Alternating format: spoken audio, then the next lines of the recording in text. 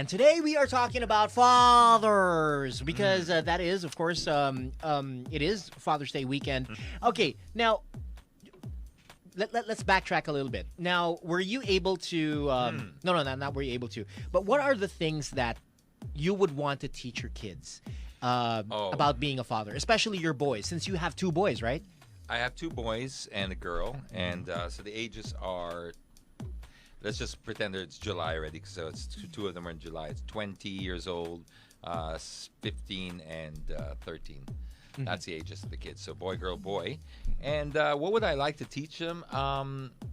Definitely, well, to be kind. You know, if you can be anything in this world, be kind. So I always try to teach them that. I always try to teach them that what we have now, don't ever take it for granted. My eldest saw us. My eldest experienced a lot more with me because I took him around everywhere, and he also saw and was during. He remembers the hard times, and so at least he has a basis of comparison. The youngest one still has a vague memory, but it's more things got a little bit more comfortable as he was growing up. So I always tell him not everyone has this. Life can be just a potluck draw sometimes. That just. Don't think that just because we have this, we're better than anyone else. Because there are people out there who work twice as hard, have half as much. Life is very complicated. So that's why you never know what other people are going through. Be kind. Always be kind. Everyone's going through a struggle, and they're not showing it. Okay. Be kind. Rewind. Yeah, just because people don't show what they're going through, right? So it's hi, how are you? Good, thanks. You don't see the struggles, and you hear of these crazy stories of the happiest people on earth, like Robin Williams, people who are super successful, like Anthony Bourdain and stuff. And you go, why? What happened? They were perfect. No, they weren't. There was something struggle going on inside. So that's number one. Be kind, because you can't go wrong. That's advice that you can give to anybody, and it will never fail. There's that. There's also forgive.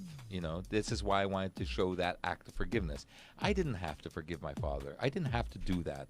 If I wanted to play the card that, hey, I'm the son, he's the one that left. I was 8 when he did. If anyone's doing the apologizing, it's him. But would still be here, probably, because in his mind, when I opened the door and forgave him and said, it's all over. He said to me, the greatest gift you ever gave was that. And I mean it from the bottom of my heart, because I had resigned myself. And now these are his exact words. I'll never forget it. I had resigned myself to a life of internal condemnation for my children, because that was it. I made a mistake. I screwed up. I thought it was too much to fix. So when he left, he realized, he in his heart thought we would be better off without him, because he had screwed up so badly. It's a series of events. I'm not blaming him, but this is what he felt. He felt that, with one mistake after the other, or the way life had turned, that's it. You'd be better off without me. And it ended in court, sadly, and he walked off, and he saw us walking away, and our backs were turned to him. Don't get this is kind of depressing, but there's something nice to this. And he realized at that moment when we were walking away that these kids would be better off without me. So he made that active decision to kind of cut off for supposedly our own good. I can understand that. I'm not saying it's right, but I can understand where you might be in your life to feel that way at that particular time. And so he started his life again in England. He started from scratch. I saw the apartment he rented with his stepmother.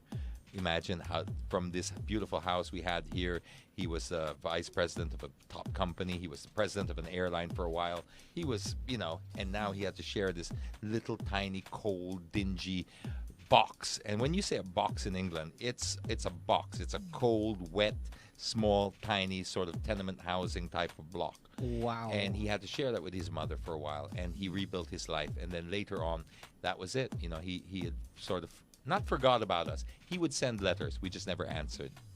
And he would send it through my grandmother because he knew where she was. That's when I went over there, and I broke that curse I was talking about, because this will never end. And then, God forbid, I make a mistake and my kids do the same to me. Say, well, you did it to your dad. You screwed up. See ya. Bye. No, we work things through. We give it our best shot. So that's why I went out and I made the effort. And it was the best thing I could have done, not just for him. I thought I was giving it to him. I was really giving it to myself and my children. Because what eventually happened was you realize that this forgiveness it's contagious.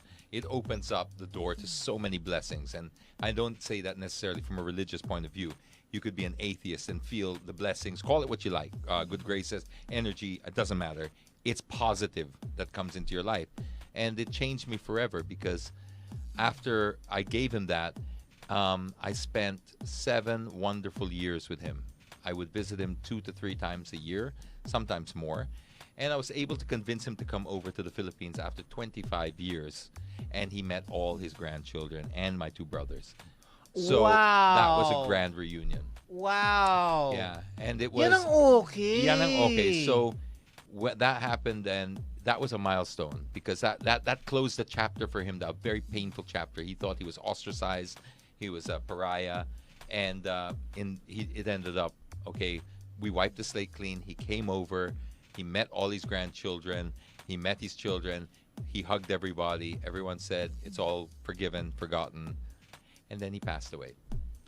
But he passed away very peacefully, and peace in all of our hearts. Yeah. I was just about to say that, but anyway.